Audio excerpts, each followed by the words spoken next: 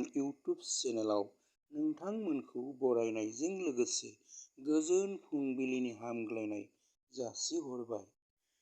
आफा इसोरनि अननायाव गासैनिबो थाखाय दिनैनि साना गोजोन जाथों। आं दिनै नोंथांमोननि सेराव गुबै खौरांफोरखौ लानानै फैबाय। भिडिअखौ जोबजासिम नायनो गुरैयै खावलायहरनाय जाबाय।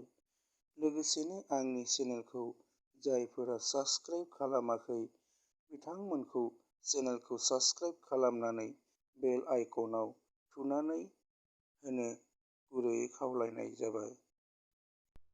दानिया फैदो दिनैनि गुबै खौरांफोराव। दिनै हराव गुवाहाटी नोगोरमायाव बेहरबारि थानानि सिङाव जालुकबारिसिम थांबाय थानाय NN01 AA129 नम्बरनि ट्राक गंसेआ सासे स्कुटि सालायगिरि सुबुंखौ सौदावनानै बुथारलांदों। कामरुप पुलिसआ लोगोसे एनसिपि नि हानजाया सानै ड्राग्स फालांगिरि अनजित राय आरो नुर महम्मदखौ हमनानै बिसोरनिफ्राय 16 केजि मरफिन सेग्रोमनानै मोनदों। बेनि बेसेना खमैबो 16 कौटिसो जागोन होनना खौरांआव फोरमायदों। गुबुन मोनसे जाथायाव बायहाटा सारिआलियाव सासे ड्राग्स रोगाग्रा फालांगिरिखौ पुलिसआ गावदों। बे जाथायाव नाजिर काजी बगा मुंनि फालांगिरिखौ आथिंआव गावनानै एनकाउन्टार खालामदों। लोगोसे बेनिफ्राय 16 टा कन्टेनार मोननाय जादों। गुवाहाटी नोगोरमायाव दिनै हराव रत्नेश्वर दास नि गंथाम बेसेनगोसा गारिखौ सावनानै होदों।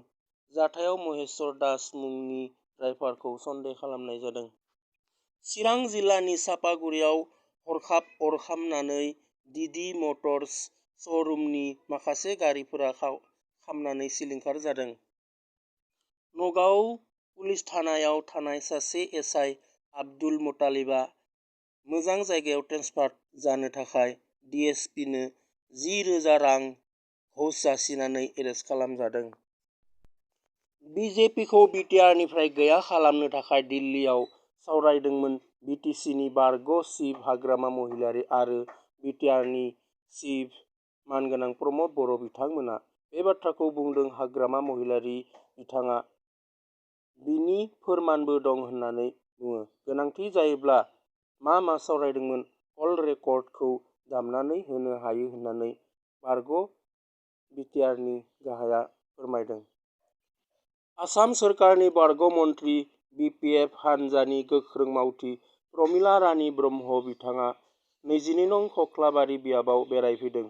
बिथाङा खौरां बिजोंनि सिगाङाव मानगोनां प्रमद बर' बिथाङा 1.5 बोसोराव जेबो मावाखै, रायजो राजानि जेबो सानाबालासिनो गावनि खोथाखौल' साननानै रायजो राजानि रांफोरखौ जाख्ल'गासिनो दं होननानै फोरमायदों।